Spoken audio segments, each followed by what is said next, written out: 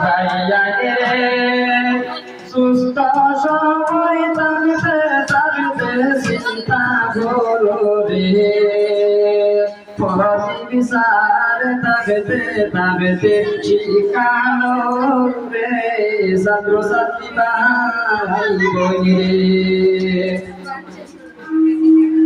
ভাই বোনে রে এতে করে ছিল এই গ্রামে কত কষ্ট করতাম আমরা পাঁচজন সারে গ্রামের ভাইয়া রে সুখে দুঃখে পাই গয়া প্রতিবিচারকে পাশে মনে মনের মানুষ দুর্গম নাই জীবনে ছাত্র ছাত্রী ভাই বোনে রে ভাইয়া রে তোর সামনে দাঁড়াই না খেলা কেউ তো রইলা না এই পাঁচজন কোনদিন আমরা ভুলতে পারবো না ছাত্র ছাত্রী ভাই বোনে রে ভাইয়া রে এমন একদম প্রেসিডেন্ট ভাই নামে মনেরই মতো 15 বছর কাটাই দিলা ছাত্র শিক্ষার অর্জন দিয়া গ্রামের ভাইয়া রে ভাইয়া রে 26 শেষে আর ভাই নাই বিচারকে পাশে আমরা সবে মিলে মিশে ফুলের মালা দিতাম সারের গলে গ্রামের ভাই বোনে ভাইয়া রে সুস্থ সময় থাকতে থাকতে চিন্তা করো রে বিচার থাকতে থাকতে শিখানো রে ছাত্র ছাত্রী ভাই বোনে রে বিচার থাকতে থাকতে শিখানো রে তাদের সাথে রে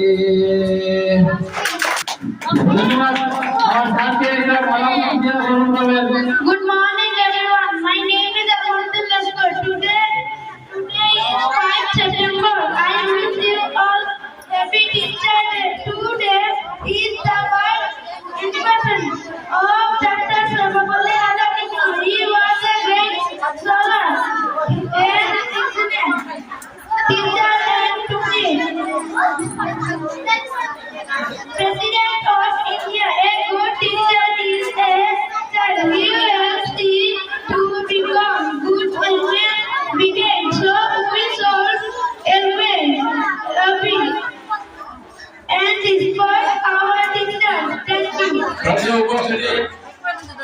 আর ঈদ সেপ্টেম্বর এই দিবস আমরা কেন পালন করছি কার উদ্দেশ্যে পালন করছি ঈদ সেপ্টেম্বর না হয়ে অন্য কেন হলো না এটার নাম শিক্ষক দিবস কেন হলো তা জানা আমাদের অত্যন্ত প্রয়োজনীয় অতি সংক্ষেপে সামান্য বলে আমি আমার বক্তব্যকে শেষ করে নেব সদ্য উপস্থিতি আজ আমরা যার স্মরণে এই দিবস পালন করছি তার নাম হলো সর্বপল্লী রাধাকৃষ্ণন সর্বপল্লী রাধাকৃষ্ণন উনি 1888 সালের আজকের তারিখে 5 সেপ্টেম্বর তারিখে জন্মগ্রহণ করেছিলেন তামিলনাড়ুতে এবং সম্ভবত 17 এপ্রিল 1977 চেন্নাইতে উনি মৃত্যুবরণ করেছিলেন। ওনার বাবাও ছিলেন একজন শিক্ষক, উনিও প্রথম জীবনে ছিলেন শিক্ষক। ওনার বাবা অত্যন্ত দরিদ্র ছিলেন, ওনাকে কেন সর্বোত্তম বলা হতো তাও আমাদের জানা দরকার। ওনাদের আদি বাসস্থান যে গ্রামে ছিল, যে গ্রামে উনি জন্মগ্রহণ করেছেন, সেই জন্মভূমি যেটা সেই গ্রামের নাম ছিল সর্বপল্লী পল্লীময়ী পাড়া। তাদের পরিবারে যতজন আছেন সবাই সেই গ্রামের পরিচিতি দ্বারা সর্বপল্লী নামে জড়িত। ওরা প্রত্যেকে ওনাদের নামে প্রথমে সর্বপল্লী। ডক্টর হুজুরুল্ল উনি যে শুধু শিক্ষক ছিলেন তা নয়, অত্যন্ত স্বনামধন্য শিক্ষক ছিলেন এবং দার্শনিক ছিলেন, তার সঙ্গে একজন অত্যন্ত ঘনিষ্ঠ রাজনীতিবিদ ছিলেন। উনি ভারতবর্ষের পক্ষ থেকে বিদেশে উনি রাষ্ট্রদূত ছিলেন। উনি ভারতের প্রধান স্বাধীন ভারতের উপরাষ্ট্রপতি ছিলেন। পরবর্তীতে উনি ভারতের দ্বিতীয় রাষ্ট্রপতি হয়েছেন। প্রথম জীবনে উনি শিক্ষক ছিলেন, দীর্ঘদিন উনি অধ্যাপনা কাজ করেছেন বিভিন্ন ইউনিভার্সিটিতে। উনি রাষ্ট্রপতি হওয়ার পর উনি শিক্ষক থাকা অবস্থা শেষ হলে ওনার কয়েকজন গ্রামীণ ব্যক্তিগতা, ওনার ছাত্রছাত্রীরা, শুভাকাঙ্ক্ষীরা ওনার কাছে এসে আবেদন করলো, পরামর্শ করলো, স্যার প্রত্যেক ব্যক্তি যারা পরিবেশের সঙ্গে জড়িত থাকে তাদের জন্ম জয়ন্তী পালন করা হয়, জন্মদিবসকে আনুষ্ঠানিকভাবে পালন করা হয়, মৃত্যুর পরেও যা স্মরণীয় হিসাবে থাকে। আমরা আপনার শুভাকাঙ্ক্ষী হিসাবে আমরা আপনার সেই জন্মদিবসটিকে আমরা পালন করবো। অন্যান্য রাজনীতি যারা আছেন যেমন মহাত্মা গান্ধীর জন্মদিনকে গান্ধী জয়ন্তী, জওয়াহরলাল নেহরুর জন্মদিনকে নেহরু জয়ন্তী, কাজী নজরুল ইসলামের জন্মদিনকে নজরুল জয়ন্তী, সুভাষ জয়ন্তী, অন্যান্য যারা এই পরিচিত রাজনীতির সঙ্গে নিত্য শিক্ষার সঙ্গে জড়িত যারা আছেন ওনাদের জন্মদিনকে ওনাদের নামাজের জন্মজয়ন্তী পালন করা হয়। কেবল আমাদের ব্যতিক্রম এই সর্বত্র কৃষ্ণের ব্যাপারে ওনার শুভাকাঙ্ক্ষীরা যখন মাননীয় চেয়েছিল যে সেই 83 প্রথম অনুযায়ী ওনারও সেই নামানুসারে জন্মজয়ন্তী পালন করার জন্য পরামর্শ দিলেন, না তোমরা যদি আমার পক্ষ শুভাকাঙ্ক্ষী হও তাহলে আমি পরামর্শ দেবো তোমাদেরকে আমার জন্মদিনকে আমার নামে না করে, যেহেতু আমি শিক্ষক এবং শিক্ষকদেরকে ভালোবাসি, শিক্ষকদের সম্মান করি, তাই আমার এই জন্মদিনকে তোমরা শিক্ষক দিবস হিসাবে পালন করতে পারো। সেই সুবাদে সেই দিন থেকে সেই পরামর্শ গ্রহণ করে ওনার পরবর্তীতে সেই দিবসকে শিক্ষক দিবস হিসাবে পালন করেছেন। শিক্ষক জাতীয় মেরুদণ্ড, শিক্ষা ছাড়া কোন জাতি উন্নত হইতে পারে না। আর শিক্ষক ছাড়া শিক্ষা অর্জন করা যায় না। অনেক তোমাদের মধ্যে অনেক শিক্ষক আছে, আমরা অভিভাবক শিক্ষিত আছে। যদি শিক্ষক ছাড়া বিদ্যালয়ের শিক্ষক ছাড়া যদি শিক্ষা অর্জন করা যেত তাহলে ঘরে বসেই আমরা শিক্ষা দিয়ে দিতাম। এই শিক্ষকের প্রয়োজন পূর্ববর্তী এক বক্তা বলে দিয়েছেন, একজন শিক্ষিকা শিক্ষককে মোমবাতির সঙ্গে তুলনা করেছেন। তা বুঝে আমাদের দরকার, যেভাবে একটা মোমবাতিকে ধরে পরিচালিত করে জানানো গেলে সে ঘরকে আলোকিত করে, কিন্তু সে বুঝতে পারে না, সে একেবারে নিঃশেষ হয়ে যায়। অপরকে আলোকিত করে সে নিঃশেষ হয়ে যায়। ঠিক তেমনি একজন শিক্ষক তিনি জীবনে যতটুকু অর্জন করেছেন ততটুকু তিনি তার শিক্ষার্থীদিগকে দান করেন। শিক্ষার কোন মূল্য হয় না। একজন শিক্ষকের কাছ থেকে যা পাওয়া যায় তার ফেরত কিছু দেওয়া যায় না, পয়সা মাধ্যমে সেটা হয় না, সেটা হয় একমাত্র ব্যবহারের মাধ্যমে। তাই শিক্ষককে বলা হয় জাতির মেরুদণ্ড, মানুষ গড়ার কারিগর। ছাত্রদের জীবনে, বাচ্চাদের জীবনে প্রথম শিক্ষক হলেন মা। আজকে আমাদের সামনে কিছু মা আছেন, তাই উল্লেখ করেছি। প্রথম হলেন মা। শিশুরা যখন কথাবার্তা শিখে তখন মার কোলে বসে শিখে। মা যে শিক্ষা দেবেন ওনাকে ওকে সে সেই শিক্ষা গ্রহণ করবে। আমাদের মাদের অত্যন্ত প্রয়োজন। আমরা যেন বাচ্চাদেরকে যখন সে কথাবার্তা শিখতে আরম্ভ করে তখন তাদেরকে আকর্ষিত করি আমরা ভালো কথাবার্তার মাধ্যমে সে তাকে প্রভাবিত করি এবং তাকে কিভাবে সময়ের মতো বিদ্যালয়ে পাঠানো যায়, বিদ্যালয়ে ঘুরে আসার পর যে বিদ্যালয়ে ঠিকই পড়ানো হয় তাকে দৃষ্টি রাখি চেক করি আমরা এবং শিক্ষকরা কি ব্যবহার করছে। যদি কোনো শিক্ষকের সাথে ভালো ব্যবহার করতে না পারে, যদিও তার মেধা ভালো থাকে, তাহলে সে কিন্তু জীবনে প্রতিষ্ঠিত হতে পারবে না। আমাদের শিক্ষককে এবং মামাকে সম্মান করতে পারে, তাহলে যদিও তার মেধা কম থাকে, তাহলে সে জীবনে প্রতিষ্ঠিত হতে পারবে। তাই আমাদের মা বোনদের কাছে আমার অনুরোধ, ওনারা প্রথম শিক্ষক করে মা, দ্বিতীয় শিক্ষক করেন বাবা। কারণ মা যত সময় পায় ছাত্র একটা বাচ্চা তার নিকট, বাবা ততটুকু সময় পায় না। পরবর্তীতে যখন এইজড হয়ে যায়, যখন একটা মিনিমাম একটা বয়সে বলছে, তখন তাকে বিদ্যালয়ে পৌঁছানো হয়, যখন শিক্ষক পান না তাকে। তাই আমাদের গার্জিয়ান যারা আছি আমরা অত্যন্ত সচেতন হওয়া দরকার। আমাদের ছেলেমেয়েদেরকে আমরা সময় মতো বিদ্যালয়ে পাঠাতে হবে। এই যে বিদ্যালয় গঠন করা হয়েছে, আমি অত্যন্ত আনন্দিত। এই অঞ্চলের হয়তো এই বিদ্যালয়ে যারা পড়াশোনা করছে, যদি এই বিদ্যালয় না থাকতো, হয়তো এর মধ্যে একটা পার্সেন্টেজ পড়াশোনা থেকে বিরত থাকতো। এরপরেও যারা পড়াশোনা করতে আসে তাদের মধ্যেও হয়তো যারা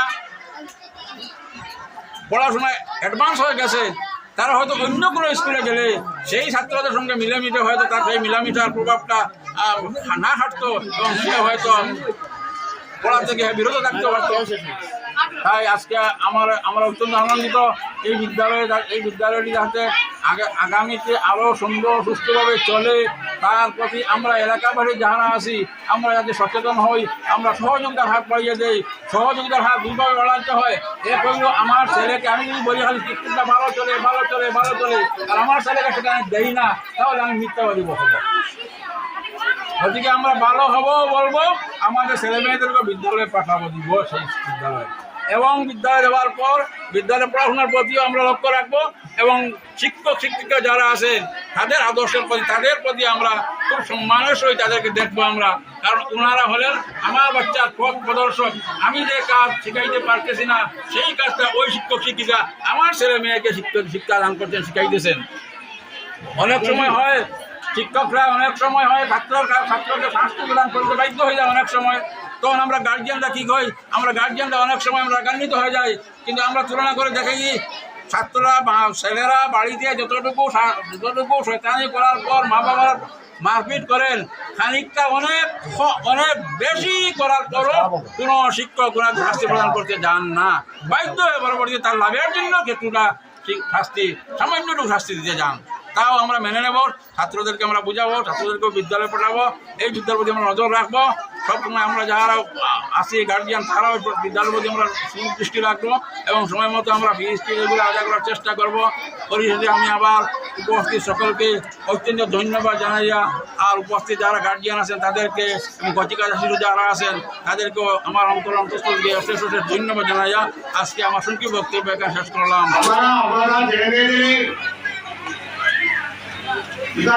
স্কুলও পাঠাইবার ব্যবস্থা দিবা। অনেক সময় দেখা যায় একটা বাচ্চা স্কুল আইছে, নাই তার কলম, নাই তার পেন্সিল, নাই তার খাতা, লিখতের কাজটা গিয়া শাস্তির মুখে পড়তে আমার অনেক সময়।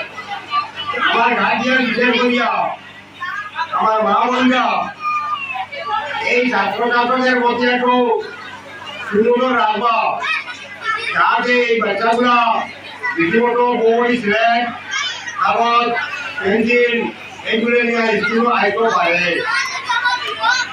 তারপরে দেখলাম অনেক বাচ্চা স্কুল আইতে চায় না, তার যে রুম যেটা রুমটা ধরার ব্যবস্থা করবা, তার রুমটা হইতে হলেও এই নিয়মিত পড়া শিখছে না, নিজে পড়া দিকে পড়া আদায় করছে না। আর আমার সম্মানীয় মামলারা তারা ডায়েরি রাখবেন না, আজকে কি পড়া দেওয়া হয়েছে, বাচ্চা কিতা পড়া শিখো, আমরা যে গিয়া বলছি বিচার আসবেন না, বিচারে পড়া দিবেন না, ওখান দিয়া মা বাবার ঢুকিয়েছে। এইগুলা বিচার করিয়া মা বাবার অতি গুরুত্ব এবং দায়িত্ব দেখা দরকার। আর আমার একটা অনুরোধ থাকবো, এইগুলা প্রাইভেট স্কুল, এইগুলার নিয়ম কারণ সাধারণ স্কুলটা কি আর ভিন্ন ব্যতিক্রম। যে ব্যতিক্রমের কারণ হইল 1 নম্বরে স্কুলগুলার বন্ধ কম, 2 নম্বর স্কুলগুলো হাফ ছুটি হয় না, সকালে ঠিক টাইম থেকে বিকাল ঠিক টাইম পর্যন্ত স্কুল চলে। আপনারা আমাদের নিজেদের দায়িত্ব যেটা তারা যথাসম্ভব চেষ্টা করুন ভালো করার লাগিয়া। যদি নিজেদের শিক্ষার প্রতি কোনো অসুবিধা হয়, কেউ বললো বলবে এই নিজ শিক্ষকতা দুর্বল, আপনারা করে করে আমার কাছে পৌঁছাইতে, আমার কোনো অসুবিধা নাই। আপনারা কানে আমার বললে আমি এটা ব্যবস্থা নিব।